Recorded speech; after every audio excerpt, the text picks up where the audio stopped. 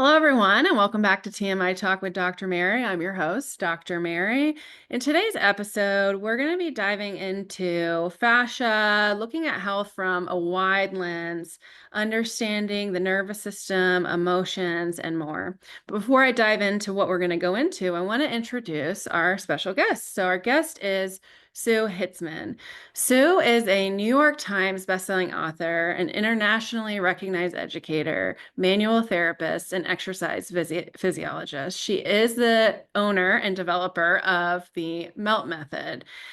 And her story is that when no doctor could explain her pain, she was just offered pills to help her pain. And in this case, it was her plantar fasciitis. She dove into researching what causes pain to become chronic, especially in somebody that was healthy and fit. And she also discovered how this completely changed her life and the understanding of longevity of health and well-being. She helped herself out of pain and has helped others around the world live a more active, healthy, and resilient life. What started out as homework for her clients turned into the MELT method, a simple self-care practice to address the missing link to living a resilient life. So, in this episode, we dive into a bunch of different things. We dive into fascia and how it's so much more than what we thought it is, and how it's often ignored in our healthcare system and in many aspects of health, and how the fascia interacts with the lymphatic system and our nervous system. We also jump into how emotions and stress affect our body and how stress, there's so much on how to de-stress, but the reality is we're going to have stress in life and it's how we recover from it. And in that, we also discuss our experiences with grief. She had lost her husband many years ago, and I recently lost my brother. And in that, how we both have chose to move through those emotions and everything surrounding grief. And despite all of the things that happened in life, how we can develop a mindset that allows us to be resilient to the constant, ever flowing changes of life that can really help us reframe the way life happens and how we can look at it as a beautiful gift that has been given to us and how we can live our life to its fullest and allow emotions to occur and move through life versus letting it control us. So without further ado, we'll jump into our episode. Ready to tackle the topics that you've been curious about but never felt comfortable asking? With a straightforward, no-nonsense perspective on life, blended with candid stories and a healthy dose of humor, Dr. Mary Grimberg cuts through the fluff and addresses the conversations we all need to have on TMI Talk, where no subject is too taboo. Our bodies, our minds, and everything in between. Now here's your host, Dr. Mary. Welcome, Sue, to the podcast. Excited to have you on. Thanks so much. We're going to talk all things fascia. I'm sure, and more. Yeah, you were one of the OG people to the whole fascia industry and how it relates to health and movement and pain. And if you want to dive in and really kind of explain a little bit about your story and what led you to where you're at now. Yeah, I mean, mine's probably not a uncommon story for most people who get into healing arts or even the fascial community. When I talk to a lot of people, they have a very similar story. Mine is, I started out when I was younger.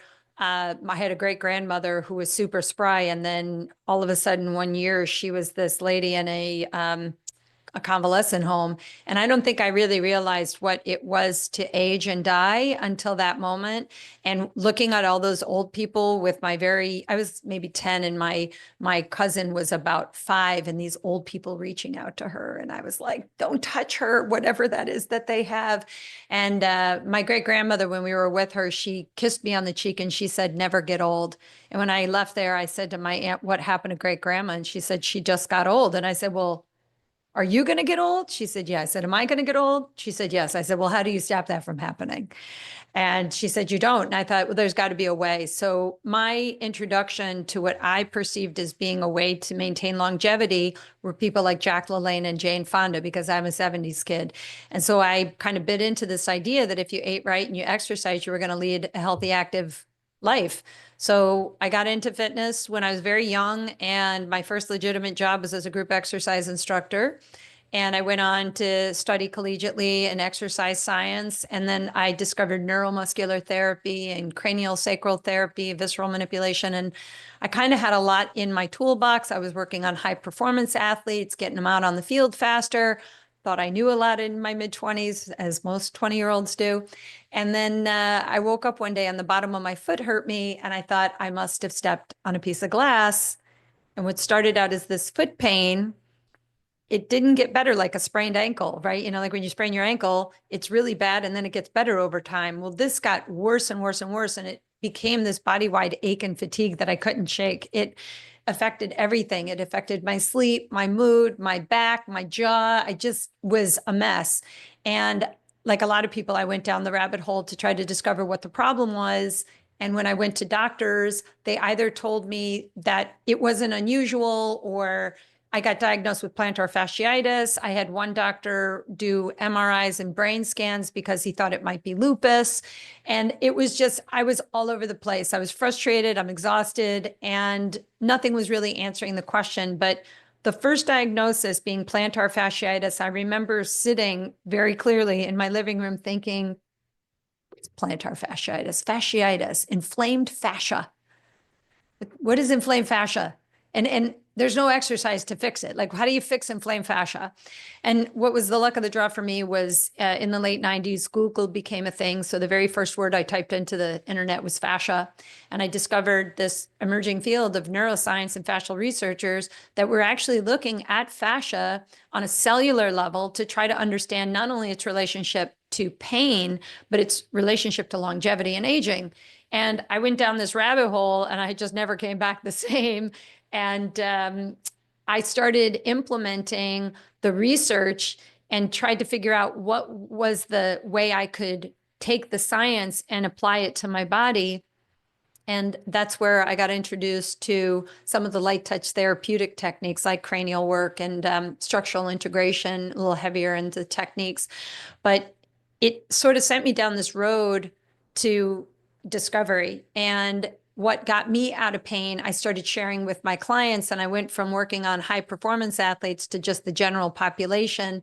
And when 9/11 happened and people had emotional trauma and physical pain, and these light touch therapeutic techniques were working, it really gave me a new understanding of a aspect of the body that I really didn't learn anything about collegiately, which is fascia.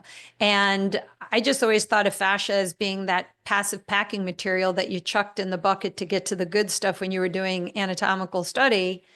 And I never really thought of it as being relevant. And now, 20 years later, I'm a founding member of the Fascial Research Society. I've written a couple of books on fascia and the nervous system and its relationship to that. I've got thousands of instructors worldwide who teach this method called MELT.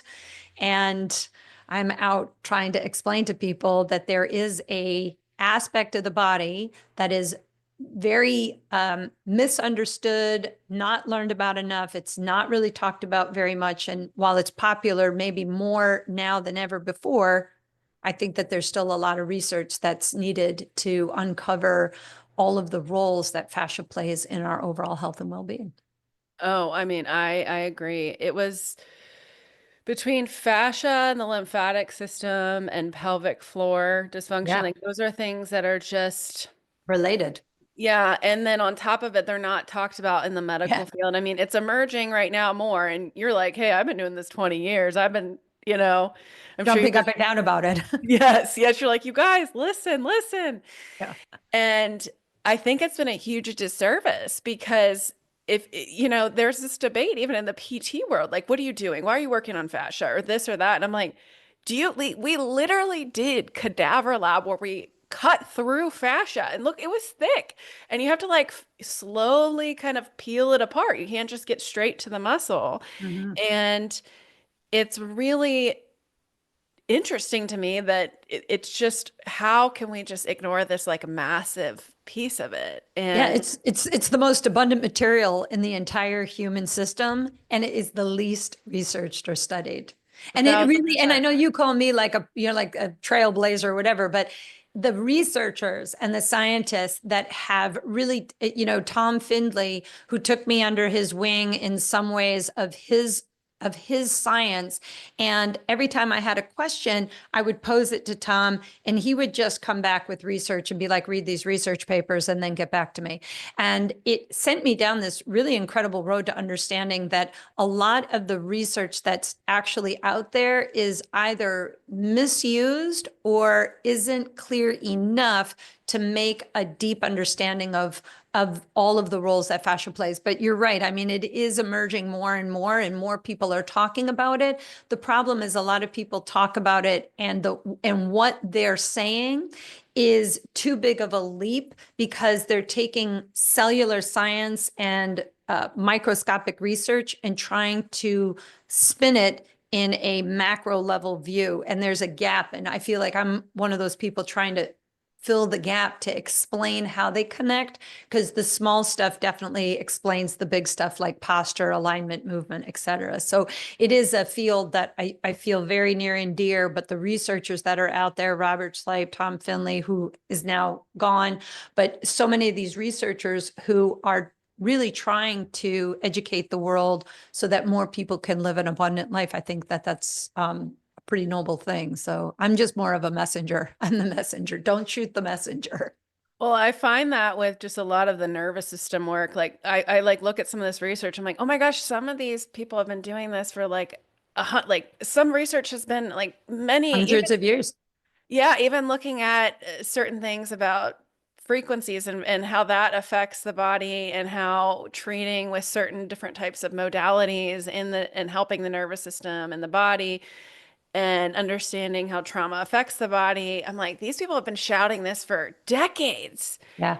And here I am taking on all this thinking it's life changing. I'm like, I can't imagine what it's been like to just sit there and just like watch the world just suffer unnecessarily without being able to kind of get it out, you know? And those researchers, they were doing this before YouTube and social media Oh, yeah. and all that stuff. Yeah, yeah. I mean, you can look in books where, I mean, Vesalius, this is in the 1500s, was looking at fascia and writing about it. But I think when technology came out and when we really started using microscopes and looking at cells, we got very focused about what was going on inside the cells, and we forgot about how cells communicate integrin to integrin in the in the between the cells, and then in the extracellular matrix, where's the intra extracellular conversation happening. And I think that it has been both epiphanies on so much of science to understand how cells mutate and change and adapt, the mitochondria, et cetera. Metabolism is a huge conversation, hormones. But if we're not looking at fascia and really looking at it on the microscopic level, like how Dr. J.C. Gumberto looks at fascia on a cellular level and says, this is a system that is communicating. It's a communication network. And cells rely on a stable environment to function efficiently. So if the environment, just like our environment, if you're living in a not so great environment, you're not in great relationships, you're not happy with your external environment, how are you going to feel on the inside? Well, that's kind of every cell in your body is like a mini you living in an environment that's not homogeneous. It's not stable, and it's not easy for cells to communicate. And cells that don't communicate, it's kind of like a relationship. If you stop communicating with your partner, the relationship ends.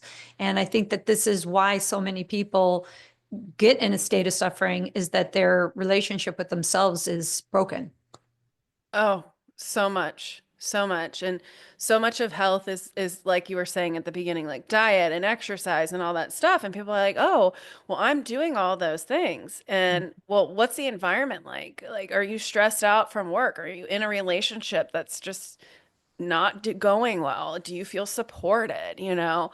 And it's just crazy to me that it's 2025 and I feel like we're, you like I said, you've been talking about it for a long time and like I just feel like we're just now talking about it. And it was something that I was even unaware of until I got sick and it was like, "Oh, this is a lifestyle thing. This isn't I can eat gluten-free and dairy-free all day and like if I am showing up in a toxic environment, it doesn't matter." Right. You know, I So feel it's like just so much we're more. missing the point. Yeah.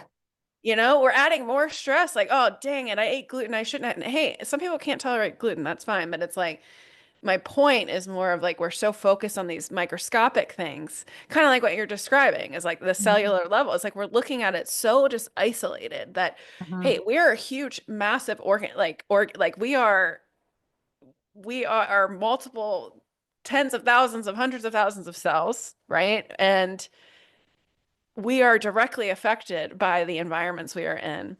And Yeah, yeah. There's a lot of stuff going on under our skin. And I think that people really have a belief sometimes that they're in control of their bodies. And I'm like, are you really?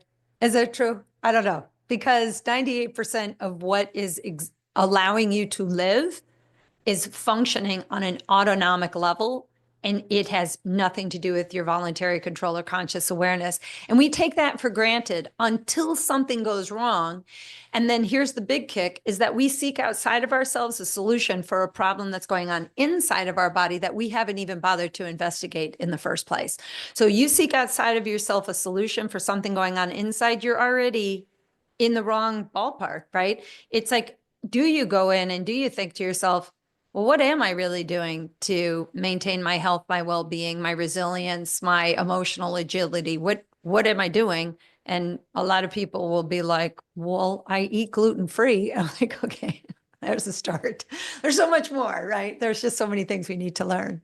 well, that's what's taught though, It's like I was unaware of this because you're just like, oh, you go to your doctor, the doctor's trained, they're supposed to know, right? And evidence-based medicine is you, the practitioner, and then research. And so we're missing like one of the biggest pieces is the person that lives 24/7 inside this body. There you can get the information and interpret it yourself. But the issue, I think, is when we go external right away is that, hey, well, sitting with like, what is it? What do I think is going on? And then kind of getting these opinions like, okay, well, now I go to the specialist. Like, what are they saying? Right? Okay. That aligns with what I originally thought. So that feels good. There's so many times in medicine where people are like, I knew something was off, but they kept telling me I'm fine. I'm like, listen to that. Yeah, Listen. listen to your body. Well, and also, even when you go to a specialist is going to tell you from their specialist lens what your problem is. And then they're going to tell you from their specialist lens how to fix it. So if you want a surgery, go see a surgeon because their answer is a surgical procedure. If you want medicine, go to a medical practitioner, go to your general practitioner, and they're going to give you a pill. But if what you want to do is really uncover a why you have a problem, there is this underlying issue in fascia that is not seen on MRIs, X-rays, in your blood tests or anything that plays a significant role in pain becoming chronic. And that was what I learned when again, I was fit and healthy. I was as lean as you could be. I was like 11% body fat. I made the cover of magazines. I had an international boot camp video. I mean, I'm doing what is healthy and fit. I had a pristine diet. I slept well as far as I knew, but when my body started breaking down, it was, I mean, it was really perplexing to me, but it was also extremely frustrating because you almost resent it. It's like, I shouldn't be the person. It's like somebody getting cancer. They say, why me? And I'm like, why not you? Right? Why is it? But maybe what it is for us to learn something because our bodies, our minds, our spirit, our souls need to learn this thing so that we can elevate the frequency of the whole universe, which is what the whole purpose of life is all about in the first place, right? So fascia in and of itself, I mean, that's kind of what we were talking about at the beginning. I mean, we can go down any rabbit hole you want, but when I saw fascia, when I first understood it, I saw it, just like I said, as a packing material. It was just the stuff outside of the good stuff that supported, protected, and stabilized. And that's what it is. Fascia supports, protects, and stabilizes everything in your body. But it's not just your muscles and your bones. Fascia, on a microscopic level, just like we said at the beginning, it stabilizes cells. It manages the stability of your nerves, your blood vessels. It supports your lymphatic system, your digestive system, your endocrine system. I mean, fascia is, in a sense, one gigantic endocrine gland. So it is part of the endocrine system. And that means that it's part of your health. It's part of your vitality. It's part of what keeps you feeling young and feeling stable. So if fascia is not operating as a stable environment, again, everything breaks down. And then when things break down, like your gut is bothering you, you can't digest food anymore, you're exhausted all day, you're constipated, you're aggravated, you have depression, you don't sleep well. Well, now what you do is you take a pill, a pill, a pill, a pill, a pill for all those things. But what we're missing is there's this root cause of fascia not acting as a tension compression management system. It loses its efficiency. And when fascia doesn't manage tension and compression, that means that stress is damaging the body, and not just physical stress. Like I could tie fascia to everything: emotional stress, physical stress, chemical stress, neurological stress. If stress is incoming, which is your life, all incoming information is stress, there is a system that helps to stabilize that stress. And fascia plays a leading role. And in one of the two primary systems that it really helps is your lymphatic system and your nervous system. And so when your nervous system declines or your lymphatic system declines, you either suffer from neurological issues, meaning sensory motor delay. Your muscles become inhibited, you get out of balance, you don't feel good on a macroscopic level, but on a lymphatic level, now you're not digesting food, transporting it, utilizing it, or eliminating toxins and waste efficiently. Now you become a cesspool of stuck stress, is what I call that, stuck stress. And when stress is accumulating, you just need one little blow of air and you tip over the edge. And now you have a dis-ease or disease. You have a problem. So I really think that it's not a panacea. It's not like the one thing is like, if we could just understand fascia, like 100%, we would know the answers to everything. And I don't think that that's true. I think that the nervous system itself plays a primary role in our existence. And the autonomic nervous system, the subset of the entire nervous system, I try to explain that to people. There's only one nervous system, but to understand it, we break it down: central nervous system, peripheral, somatosensory, autonomic, sympathetic, parasympathetic, enteric. Like we can go down this rabbit hole of how many nervous systems we have, but they're all under that one umbrella. And that system and how it operates and all of those subsets is critical to aging well, to feeling good, to keeping your mindset positive and living an abundant life. Well, yeah, the nervous system is the foundation. It's the communication. It's how, and so it's diving into what you were just saying before, is so much of it determines like the state of our life. Like why are we chronically dysregulated? And the thing that's really hard is the environment that we live in is like Yeah. dysregulation, it feels normal. So Yeah. it's like I'm fine. I feel okay. And it's so interesting to be before and after. Not like I'm at some destination because life is continually lifing. Um, but in that, there is that like I can feel when I'm dysregulated now, and then I know when I'm out. And so oftentimes people are constantly in the state of stress that then an illness is what causes them to kind of go deeper, right? And that was something that was in my case too. But it's easy to be angry about it. And I know it's incredibly frustrating. And there was a period of time where I was like, man, you know, why did my body fail me? And what I'm learning is the body is giving you messages because it wants you to live your fullest life.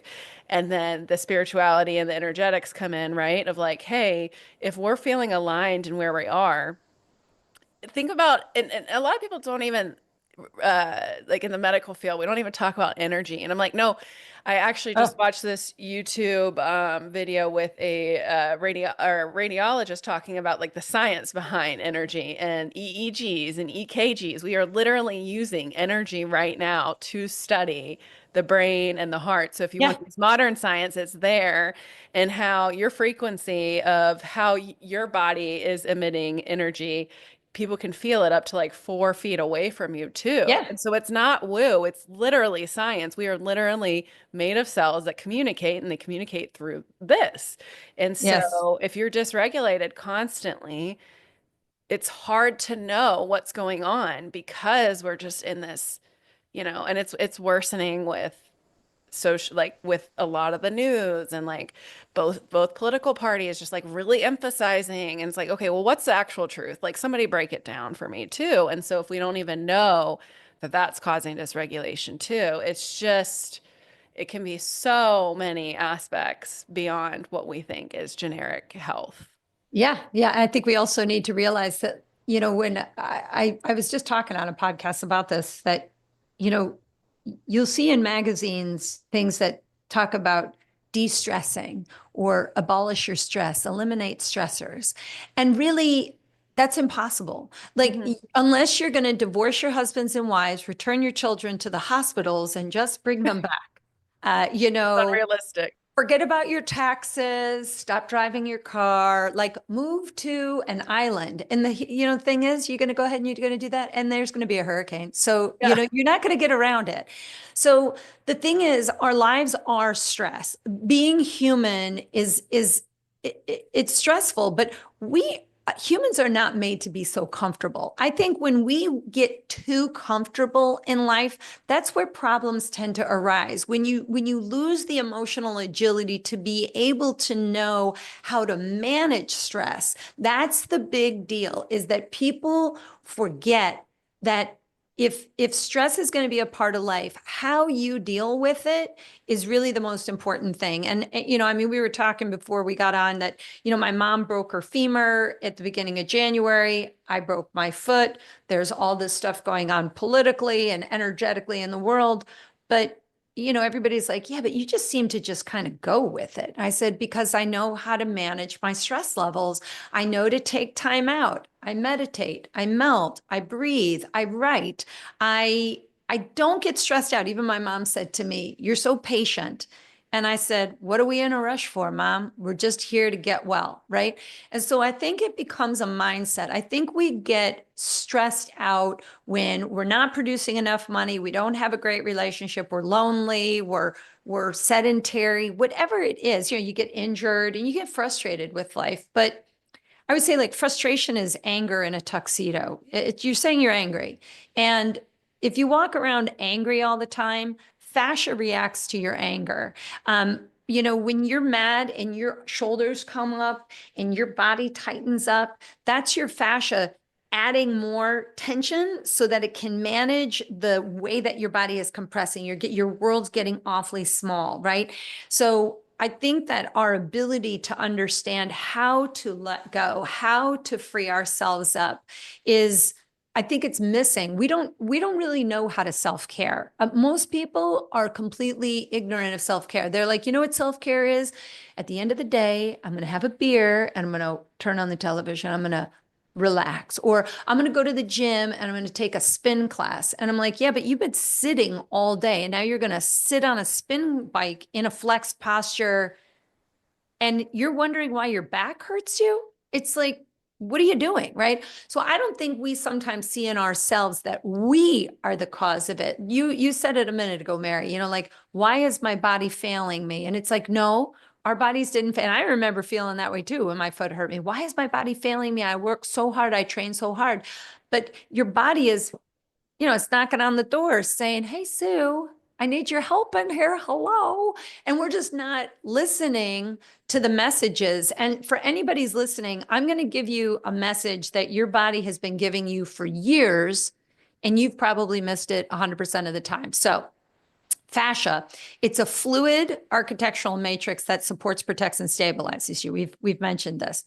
When you sit for long periods of time and you get up and you feel like you've aged 40 years because your joints don't work as well when you first get up out of a chair as they did when you sat down, you're feeling the effects of this stiffening or this dehydration in fascia, the lack of fluid perfusion. And where we tend to lose it is around our joints, where fascia is extra durable and supportive. So that's why if you don't ever do anything about this stiffness, like if you're waking up feeling as stiff as a dried out sponge left out overnight on your kitchen sink, think of fascia like a sponge. When a sponge is hydrated, you could compress and pull on it. You could cause tension to it. And when you let it go, it bounces back to its original shape. But a sponge that's dehydrated, you compress or pull on it, it stays in that same flex state. It doesn't absorb water very efficiently. And that's the same with our tissues. If our tissues are not in a supple, elastic, stable environment, we just collect toxins. We don't move fluid through the matrix. That slows down our lymph system. That decreases excretion, that creates constipation, that creates digestive issues. And then once our gut is riddled with inflammation, your brain doesn't work well, right? You're not creating serotonin properly. Now you kind of have cloudy head. You can't think straight. You're exhausted all day. All of these are a root cause that originated long before you ever had a problem. And fascia is playing that role in trying to stabilize you. And when it fails in its ability to stabilize you emotionally, chemically, neurologically, psychologically, you feel the effects, you get a symptom. But if you become like the medical industry and you focus on your symptoms all of the time, you're going to go down a rabbit hole of medication. And I've got clients who are on 5 or 6 meds for a cause that didn't need a medication to begin with. Yeah. So, you can believe what your doctors say, and doctors are experts in their said field, and they just know what they know. But by no means do most doctors have much of an understanding of fascia.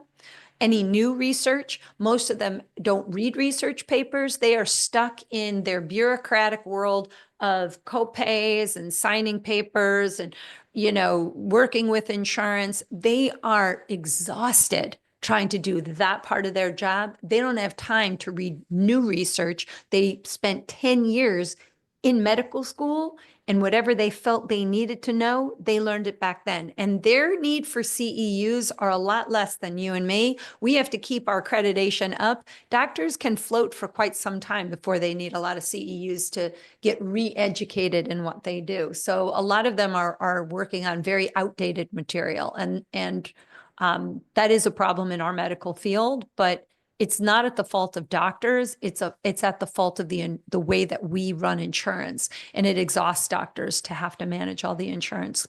Oh, 1,000%. I mean, like, we still like there's like a basis of understanding that we have to take accountability for and understand and learn our body. And then there are certain things that are outside of it, right? Like when I needed to go to an oncologist, like I wanted to go to an oncologist for that, right? But I'm not going to them to be like, what's going on with all these other things, right? So like to know like the basis of it, right? If your nervous system is dysregulated constantly and we don't know how to manage stress, our body doesn't have the ability to fight things that it would normally fight. And then that's when we see a lot of this stuff kind of rise up. I do think like in the healthcare industry, insurance has really ruined so much of it because I know very wonderful doctors in the industry that cannot practice the way they want to because they are filing paperwork. They are on the phone with the insurance. They're trying to justify these things. Yeah, Meanwhile, there is a wave of physicians that are going out of network or they're figuring out ways to still stay on top of research and do that, but that is not the norm, unfortunately. And there's a lot of people kind of stuck in this environment. So you're right, like they don't have the time to do it. And so ultimately then the doctors get shit on and it's really the higher up of the whole industry of, that's right. hey, the insurance is really at this. And then everybody's kind of at their beck and call, but we're getting to this breaking point where people are like, we're fucking done. Yes. So it's finally like really unraveling. And people are, when I started my practice 7 years ago, people were resistant to not pay because I don't take insurance. And so it was a little bit more of an uphill battle. And now people are like, I get it. Because even when I use it, then they get billed even more. And so Yeah, it's like this theory that, hey, actually my insurance is going to cover it. I'm like, are they? Because I know I get billed later. So I actually go up when I do those things. I'm like, what's your cash rate? I'd rather just pay it and not get a bill like 5 years later and deal with it. that's right. Yeah. Yeah. But And I think you're right. Insurance has really corrupted quality healthcare in every which way. I think it's backwards how we do a lot of it. And again, watching what's going on with my 84-year-old mother and realizing very quickly she is lucky that she has an advocate, because she would never walk again if I let them do what they were doing with her and didn't pull her out of that nursing home and get her back on her feet. She'll never walk again. And I'm confident that we'll get my mom walking simply because we're caring, and I don't care about the insurance or this or that. I just want her to get the best quality care and directly figure out the why this is happening and then find a solution for it, and not wait for doctors and insurance to tell me how to do it. I'm just going to do it the way that I know how to do it. Well, that's why I think it's so important for people. Like, that's why I started this podcast, is to start helping people understand their bodies and like interpret what's going on. So that way, when they do age, right? Like, say if you don't have an advocate, but like you are aging, but you know these things, right? Because there's still a lot of people that have they're fine cognitively and physically, but they don't know the system. They don't understand how it works. And even I'm in healthcare and it still confuses me. And people in healthcare are confused. And so Yeah. it's meant for that. But I wanted to kind of go back to what you were saying before about like so many things, saying like de-stress this, de-stress that. And I feel like it's missing the point. I'm reading a book now called When Things Fall Apart, Mm. because I just I really like this book from what I'm reading so far. And so much of what she's saying is she's like, life is going to keep on going and there is going to be suffering and it's going to ebb and flow. There's no end. It's how, like what you're saying, it's how we kind of react to things. I think suffering is a choice. Yeah. We can choose to suffer, or we can take a different perspective and shift out of it. And and I just speak for myself. When my husband died and the shit hit the fan, and his family's coming after me, and all of these, like, just so much bullshit that happened. I could have sat there and burrowed myself in a hole and said, I can't get out of bed because he's gone, and this, that, and the other thing. And no, I'm going to write about it. I'm going to talk Yes. about it. And when they said, how dare you, talk about him in death, that he was an addict. And I'm like, but he was. And you guys are making it sound shameful. When you don't listen and you don't let a person be who they are, they become they become not themselves. They are in a state of fear, in suffering. They drink alcohol. They try to suppress stuff because nobody is listening or seeing them. And you're doing it just now. They made up a story that made it look good. And I mean, if that could enrage anybody, and for sure it did me, but suffering is what you get when you don't allow your mind to express its emotions, when you don't trust your intuition and you don't talk about things, you don't communicate, and you just bottle yourself up and you think that your trauma is yours and yours alone. And the reality of it is, when these things happen, we all learn from it. When he died and I shared my writing with people, people chimed in and said, I had a similar experience. I can't believe how you deal with grief. I've never heard somebody talk about grief the way that you do. It sounds illuminating more than decimated, right? You're bringing a different viewpoint to it. And I think that is what we're here to do, is to not suffer. We're not here to be in samsara. We're not here to suffer for our lifetime. We're here to learn, even in the worst of times, how to rise up from it and still live a joyful life, to find joy even in the hardest times. I think that's like something, again, nobody's taught to do. We're just going to go through these stages of grief, and we're going to be bewildered, and we're going to be angry. We're going to be all these things. But in the end, if you can find your joy and find your peace, I think that pain is less, suffering is less, and life is more full of meaning. I would like to see more people realize that suffering is more of a choice than it is a mindset. We can change that simply by thinking ourselves differently. Yeah, I think just adding on to that is it's the expectation that everything is just eventually going to be okay. And it's like, it can be, but not in the way that we think. And kind of what you're saying. It's like, how can I look at this? So, for instance, my brother passing, 3 weeks ago, it was devastating, right? But I sat with it. I'm still moving through it. I'm not, there are days that are harder than others. It's not saying that there aren't these emotional things that come up. It's just not staying stuck in them. That I think staying stuck in them and then ruminating, I think that's suffering. I think what I can do is then take that and be like, okay, what can I do with that? And to your point, I sat with it and one of my friends was like, you should write something about your brother and share it. And I go, oh my God, like that's just no, like what? And then I sat with it and Mhm. I go, wait, that's literally my whole brand. It's being Yeah. authentic and open and how this affects the body and health. And I wrote this thing on social media and I just talked about him and like who he was and what I'm feeling. I feel this anger that he had to suffer in a body that was failing him with muscular dystrophy. And then happy that he's not suffering anymore in that body. And now there's so many different feelings. And I posted it, and so many people were like, oh my God, that was just such a great tribute to him. So many great things. Like, so many people were like, oh, it was just so heartfelt and you could feel it.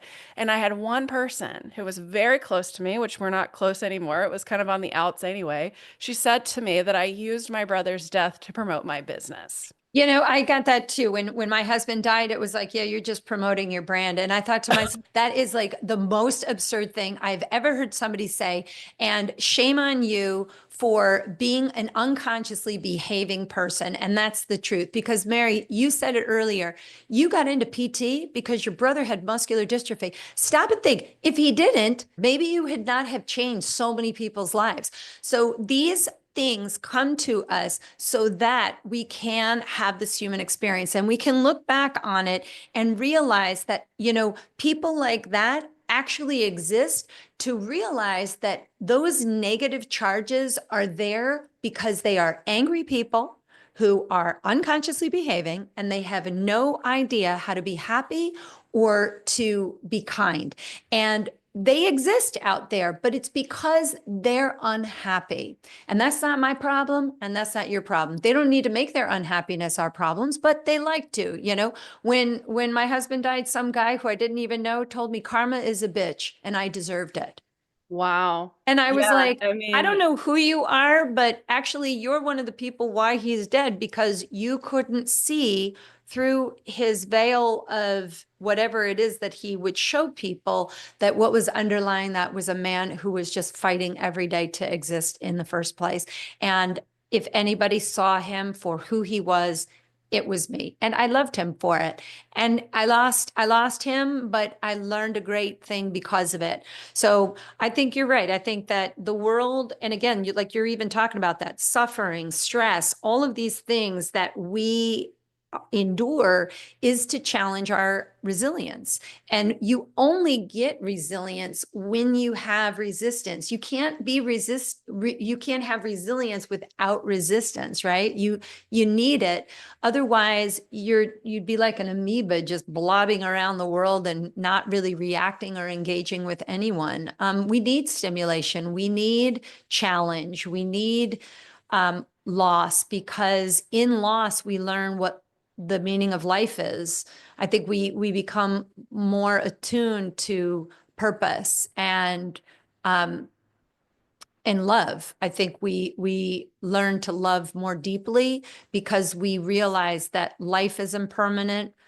Everything is impermanent. There's nothing that's so permanent except death in life, right? I mean, like that's the permanent thing.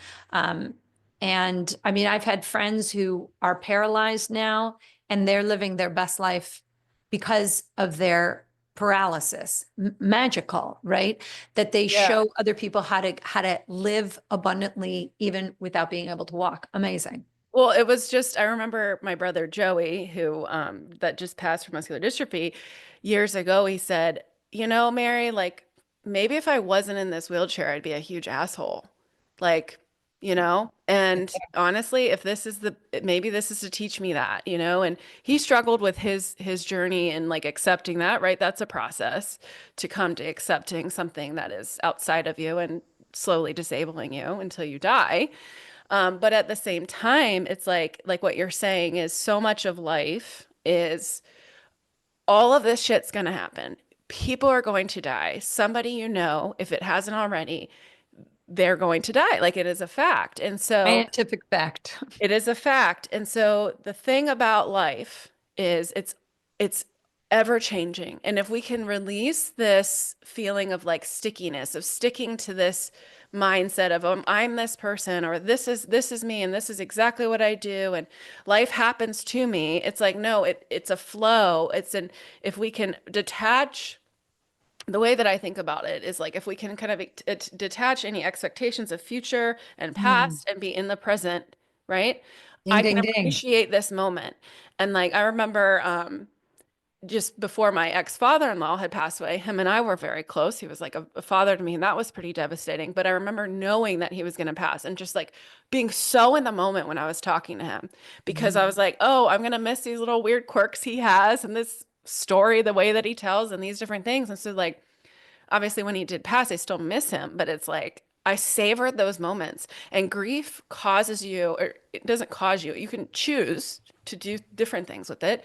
But the way I'm choosing to look at this is like life is ever changing and things are not guaranteed. Every second is not a guarantee.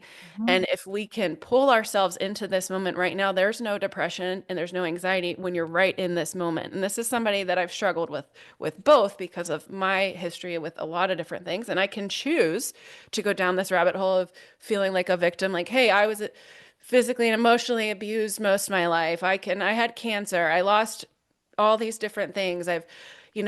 And yeah, all of that actually purged me into this person that I am today. And if I sat and I didn't have those experiences, I'd just be an amoeba, kind of, Yeah, that's it. Yeah. Yeah. And Yeah, so I do. I think it's important for people to, like we were just saying, express their emotions. So, and that's going to be visceral to people, like the people like that you and I have run into. And I had other people say dumb shit too. And I'm like, oh, you're uncomfortable with expression because you don't know how to There express, it is. That's it. You're right? scaring them. You scare them because what you've done is you've spoken your truth and you spoke from your heart. And so many of us are so blocked. And the fascial tissue around our heart is called the pericardium. It's the heart protector. And sometimes our heart protector becomes a throat protector, a voice protector. If you're growing up in a family where you can't express yourself, somebody says, stop talking, stop this, stop that. It really causes us to not express our feelings. And that is why people all of a sudden explode with fury, when somebody just, passes you by in a lane and suddenly you're so loud at them. It's like, whoa. But you're hitting something. I hope people are listening to this is that, in the past, whatever happens in the past, we can ruminate on it, which is very easy to do. The I wish I shoulda, coulda, if I had, right? All those words. And instead we reflect on it so that it's like you don't live in the past, you're not anchoring in it. And you're saying, how can I learn from that way that I was, the way that I did it, and come to this place today where I can face the truth and be better today because of these past whatever it is. So you don't ruminate, you just reflect on it, and then you're not so worried about what you're going to do in the future. How can I pay my bills? How can I do that? It's like, well, what are you doing right now in the present moment? And even with people who have like, they'll come to me with problem. They're like, these people did this to me, and then that happened, and this. I'm like, okay. What's your problem right now? And they're like, well, I mean, I don't have a problem right now. I'm like, oh, well, then stay in the present moment where we have no problems. Why do you keep going into the past where you have all those problems that you can't even fix because you can't fix the past? And here in this present moment, we don't have any problems. We're here together. Everything's good. How come you can't be here? Well, yeah, but because I'm like, that. You're going into the past again. Just stay right here. And then you see them take a big breath, and it's like a change in their whole mindset because when we live presently, this is where things can change. this is the only place where life exists, is right now. It's not tomorrow. It's not last week. It's what's happening in this minute right now.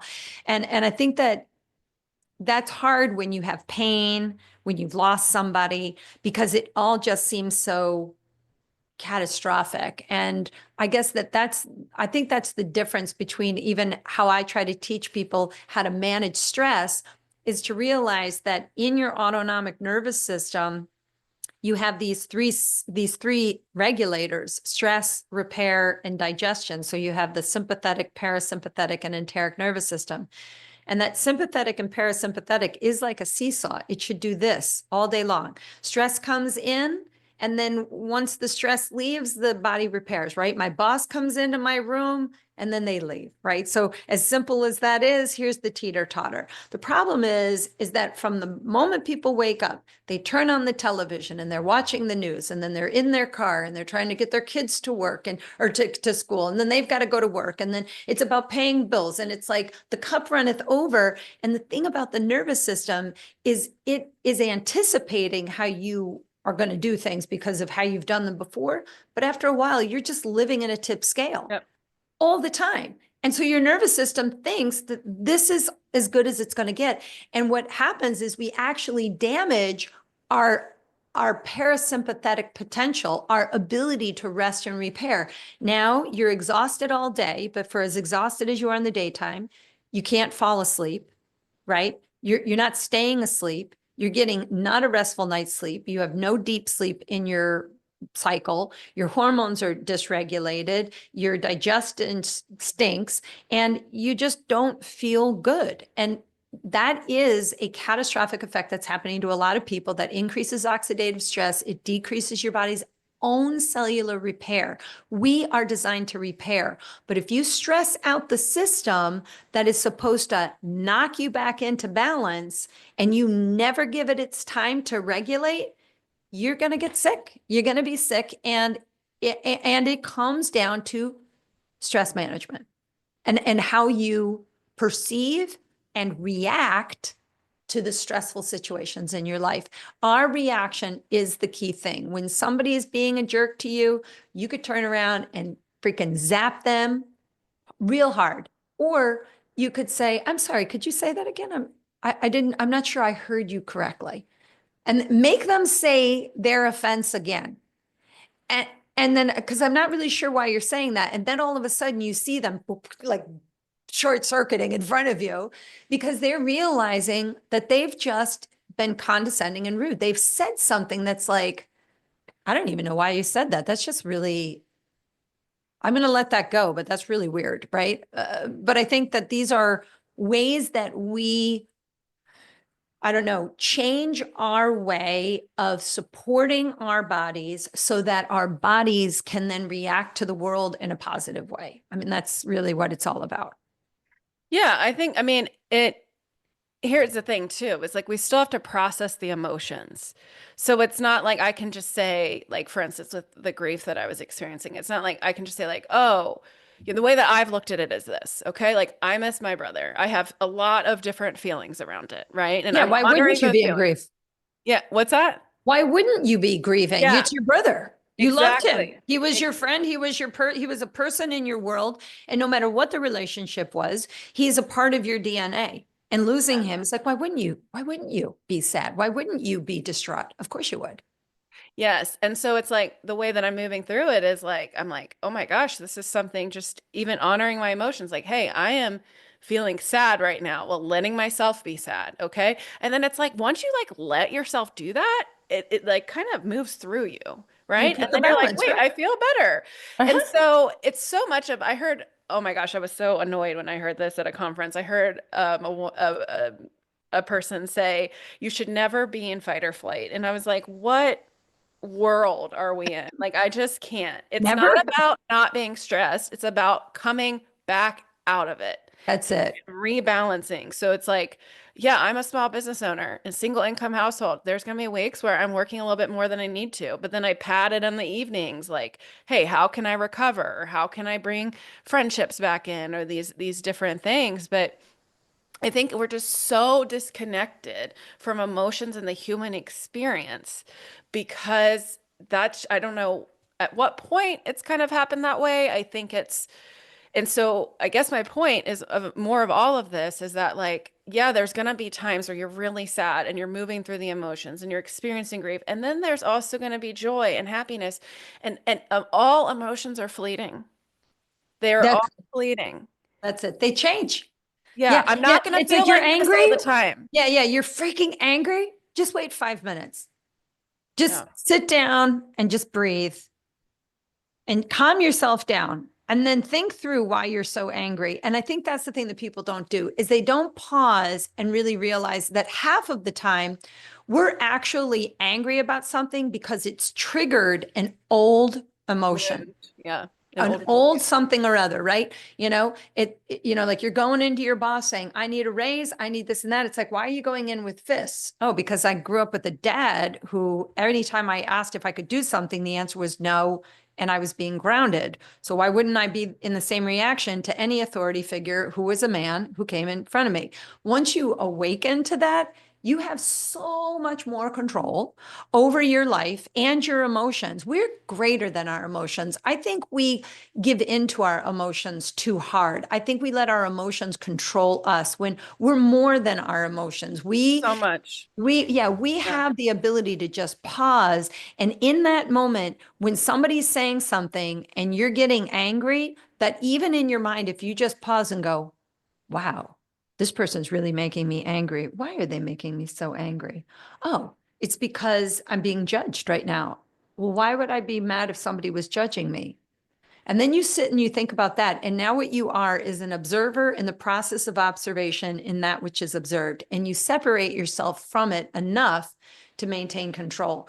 And that is powerful. So powerful. That derails the people that are getting at you. I mean, like it's like a Jedi mind trick. It really is.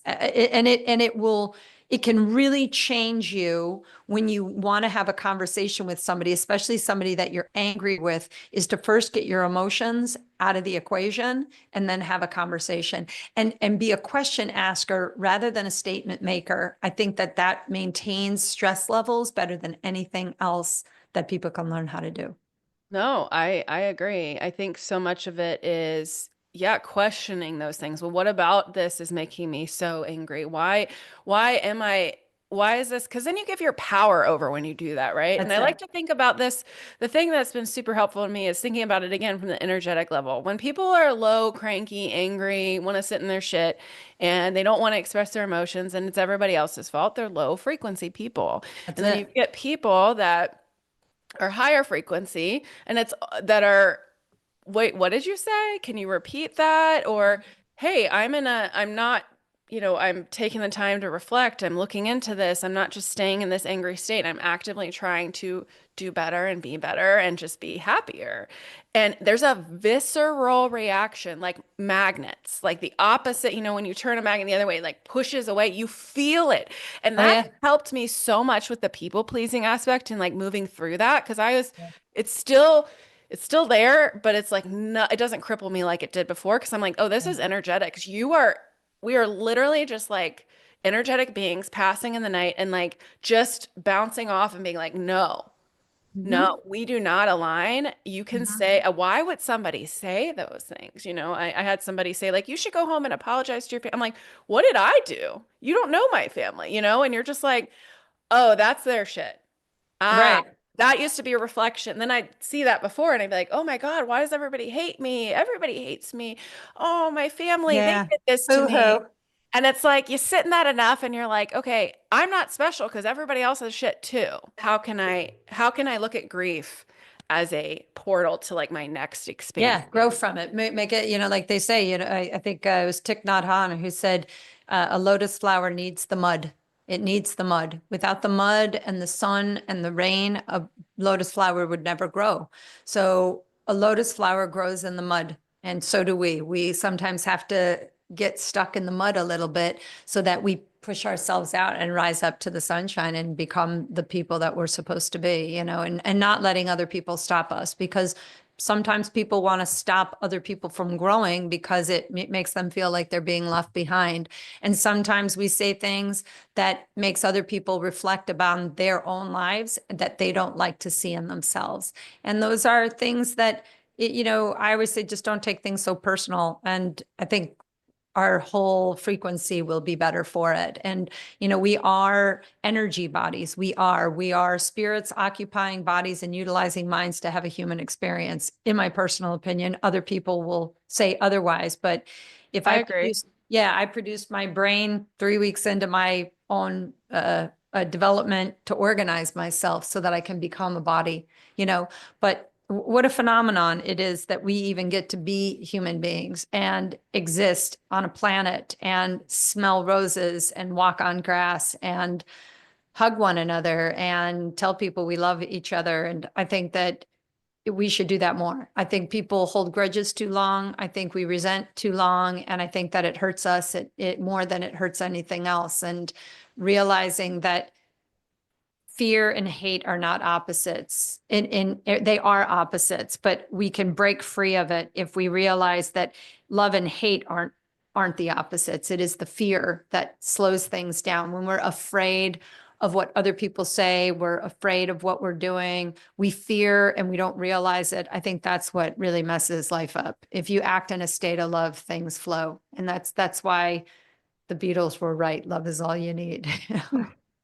It's that Yeah, simple. well, it's just it's exactly that. And it's like when you can get into that state, things just kind of flow. Like Yeah. things just start happening and I'm like, "Oh my gosh, I didn't even understand that this type of stuff was possible." Then you can get into the energetics of how you attract certain things and being in that higher frequency and looking at those things. But I will say too, like when somebody says something hateful to you or mean, like think of it like this, think of it as a little child because when they're reacting in that way, it's an old wound for them that they have not addressed. And it's likely sometime in childhood or something years and years ago, and they got stunted in that age with that wound.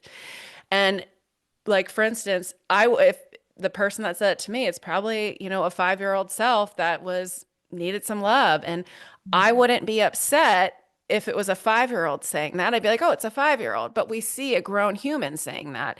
And so if we can think of it like that, as like, why is that person like, a huge asshole? Right. Like, oh, fuck, that's sad. Like, and so I think for me, it's so much about looking at it less of anger and more of like, oh, how sad do you have to be in that state?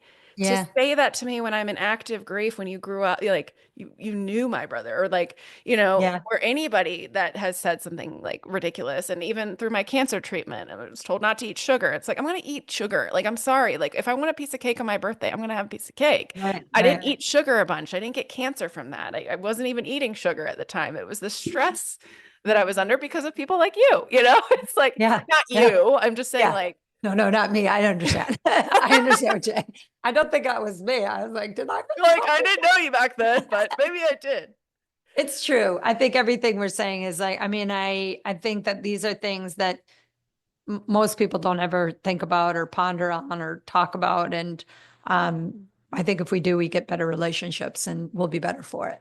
Yeah. And then all this kind of circles back to how this affects the nervous system, which affects the fascia, which affects our bodies and our health. And so it's not a pill. It's not just doing one thing. It's what truly brings you joy. And what does that even mean? And if you don't know, think about what you did when you were a kid. Think about the things that you're like, oh, I want to do that, but I don't have time for. What Mhm. is that? And that's kind of where I'm at too, is like I'll lose it. I'll get so focused on work or whatever. I'm like, oh shit, I gotta go back. Like, I'm about to start up stand up again because I'm like, I got a bunch of grief jokes because I like dark I love humor. that. I've had people say to me, if you lose your day job, you should become a comedian. Even my mom's like, you should have been on Saturday Night Live when you were a kid. I was like, yeah, you should have been on Saturday Night Live. That'd have been fun. But no, I'm 54 and that time has passed. So what can I do now to You could keep still be on humor, Saturday Night Live. I don't know to what you're keep talking humor about. alive, right? Yeah, Yeah. yeah. Well, it's so great chatting with you. In summary, a lot of what Yeah. we're talking about is how fascia doesn't get the representation that it needs for how much it does and how it affects the entire body, how stress affects that, how then that translates into expressing our emotions and moving through them, and how understanding that life, there's going to be a bunch of stuff thrown at us. It's how we react to it.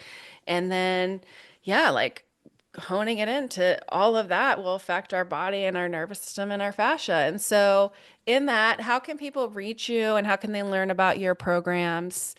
Yeah. So you can find me on the internet on Melt Method, The internet. meltmethod.com. You can find me at suehitzmann.com. I'm pretty active on social media through Melt Method and my Sue Hitzmann pages. And yeah, I mean, I do retreats, and I've got a Greece retreat coming up and a self-care immersion coming up here in Naples, Florida in the summertime. I've got a Costa Rica event coming up in November of 2025. And we've got thousands of Melt instructors worldwide who really pass along a very similar message of just focusing on oneself will help everybody else around you more than anything else, just like they tell you to put on an oxygen mask before you put on everybody else's. So if you're curious about engaging in a self-care practice that can really transform your life, I would tell you to go to Melt Method and learn a little bit about what we do. And yeah, I mean, just like you said it, fascia plays a role in all aspects of stability. So learning a little bit more about it, especially if you're not feeling stable on any level, I think it's a good message for anybody to come and seek me out and learn more. It pulls you into your body and you get to focus on that. And that's a whole other, way to help heal. That's So it. thank you so much, Sue. Thank you. You've been listening to TMI Talk with your host, Dr. Mary Grimberg. Make sure to subscribe wherever you get your podcasts. To learn more about Dr. Mary, head on over to drmarygrimberg.com, and make sure to follow Dr. Mary at Dr. Mary PT on all social channels. To learn more about Dr. Mary's integrative practice for pain relief in Austin, Texas, head on over to resilient-rx.com. Thanks for listening.